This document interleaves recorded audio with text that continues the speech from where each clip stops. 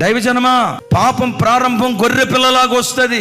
ఈ బలహీనత నన్ను ఏం చేస్తుంది, ఈ అపవిత్రత నన్ను ఏం చేస్తుంది, నాకు సెల్ఫ్ కంట్రోల్ బాగా ఎక్కువ, దీనిలో నుంచి బయటకు రాగలుగుతానని నువ్వు అనుకుంటావు. కారణం ఏంటో తెలుసా? అది నీ జీవితంలో ప్రవేశించేటప్పుడు గొర్రె పిల్లలాగా ప్రవేశిస్తుంది. ఆ గొర్రెలాగే ఉండదు. రాను రాను అది సింహంలాగా మారిపోయి చివరికి నీ బ్రతుకును చీల్చేస్తుంది. సంసోను కూడా అనుకున్నాడే, ఈ ఫిలిస్తీన్ల అమ్మాయి నన్నేం చేస్తుంది అనుకున్నాడు. చివరికి ఆ ఫిలిస్తీన్లే సింహాలుగా మారి సంసోను బ్రతుకును పూర్తిగా బోడుగుండు చేశారు. దైవజనమా, గడిచిన దినాల్లో సర్వం కోల్పోయి బోడుగుండు అయిపోయిందేమో. నా స్థితిగతులు మారతాయి, నిరీక్షణ లేదు. ఈ కొడుకు బ్రతుకు బాగైపోతుంది, నిరీక్షణ లేదు. ఈ అప్పుల ఊబిలో నుంచి నేను బయటకు వస్తాను, నిరీక్షణ లేదు.